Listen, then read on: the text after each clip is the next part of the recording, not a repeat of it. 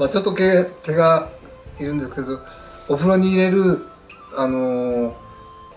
製品なんですけど、これを入れることによってヒノキの香りがする、そんなお風呂になる商品を今頼まれて作ってるんですけど、はい、3000個ぐらいかな。結構量が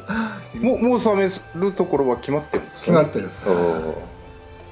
決まってるんですけど、まあ自分の同級生なんですけど、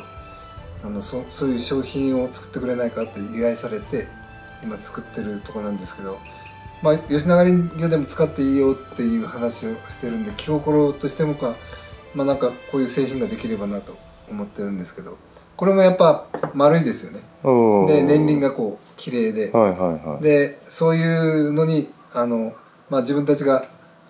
作ろうとする商品に近いんで、こういうのもまあ、家庭のお風呂に浮かべてヒノキ風呂を楽しむっていう一つの商品になるんじゃないかなと思ってるところです。まあ、結構大変なんですけど、小さいところで、まあ、人が素肌で触るものなんで、トゲとかそういう毛羽とかそういうのをちゃんときれいに取って商品化にするっていう形を作ってるんですけど、まあ、これはお風呂に入れてまた乾かしてまた入れてっていう何回でも使えるんじゃないかなと思うんですけど、まあちょっと使えなくなったら、また匂いがなくなったらまた新しいのを購入してもらってっていう感じです。まあ、お風呂のヒノキ風呂を自然のまあ、自分たちが取ったヒノキで楽しんでもらうっていう商品ですね。家のお風呂がヒノキ風呂になる。そうですね。これを入れるとヒノキの風呂になるみたいな。まあヒノキっていうのは抗菌作用もあったり、香りで、まあ、アロマ効果もあったりするんで、まあ、気分的にも落ち着いてお風呂に入れる。で、これヒノキってこういう匂いがするんだなっていうのを感じてもらえる、そんな商品ですね。だからできるだけ新鮮なものを、取れたてのものを作るようにしてるんですけど。いいですね。いいですね。手触りも感覚が得られるし、香りもヒノキの。そうですね。はいはい。まあ自分たちが使ってるヒノキを感じてもらえるんじゃないかなと思ってるんですけど、大量に作ってくれっていうことで今やってるんです。3月いっぱいかな、3月28日ぐらいが締め切りで必死で今やってるんでそうですか。はいはい。まあだから仕事終わりにこうやってやったりとか、まあ、自分たちが作業できない雨の日とかに作業やったり、この前2日ぐらいで200ぐらいかな、200個ぐらいできたんですけど、この風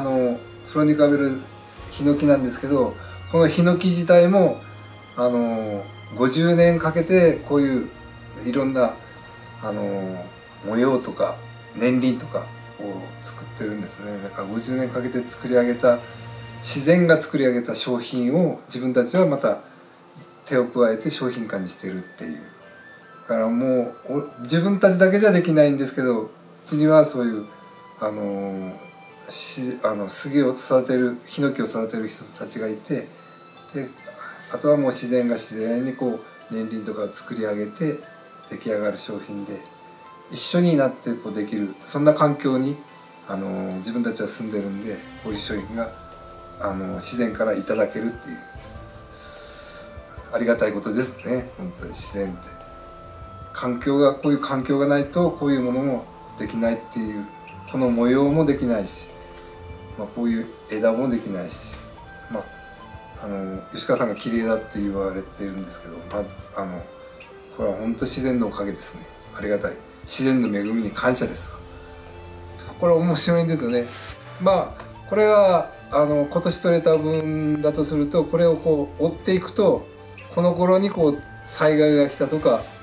まあ、この頃に子供が生まれたとか、逆算すれば年輪って今年ここに取れたなら逆算していけば、この頃がそういうことがあったんだなってこう、一つのこう自分のこう日記みたいな感じでこう楽しめるっていうのもあるんですよね、年輪っていうのは。この中にこう小さいとこもあったり、大きくバーンと太ったとこもあったりして、でそれをこうずっと逆算していくと、この時に何歳になった時だとかって、姉さんに子供が生まれたとか、そういうのがこう辿っていくと分かるっていうのも、年輪の楽しみ方もありますね。これはこれは先端でこうあんまり個数はないんですけど、これは元はもう60年ぐらい経ったヒノキですね。それの先端部分なんでこう数が少ないんですけど、下の方は60ぐらいあるんですよ。はい、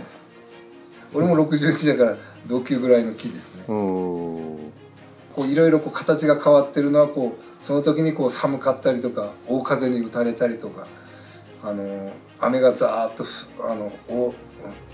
豪雨にあったりとかっていうので、こう形がこう一定じゃないんですよね、年輪って。でこう光が当たる方向だから南の方向にあるとこう大きくなってる、北の方向を向いてると年輪が小さくなる。でちょっと余談になるんですけど、昔の大工さんというか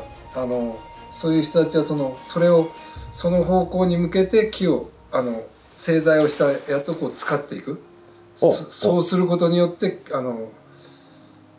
家がこう歪まないっていうか、南なら南の方向にこう向けて使うと、そういうのをやって宮大工は使ってるっていう本を読んだことがあります。木が育った方向とか木が育つ場所とかによってこう使うところ、ここに使おうとか、あっち向きに使おうとか、この製品はこうやって使おうとかって、もうだから前言った古事記でもう大昔から何千年昔から使ってきたものだから、こうそういうことをこうだんだん使う人たちはこう考えて、家が壊れないようにとか、家がこうきしまないようにとか、そういうふうにこう使い分けて、家だけじゃなくて寺もそうだし、神社仏閣、そういうものもそうやってこう使ってきたんじゃないですかね、宮大工さんが考えて。それがこう今に至ってこうるんじゃないですかね、家づくりっていうの。勉強になりますですかね。本でちょっと読んだことがあって、木を扱ってればそういうことも知ってる人は知ってるんでしょうけどね、ちゃんと。鉄筋コンクリートじゃちょっとない話題ですかね。なるほど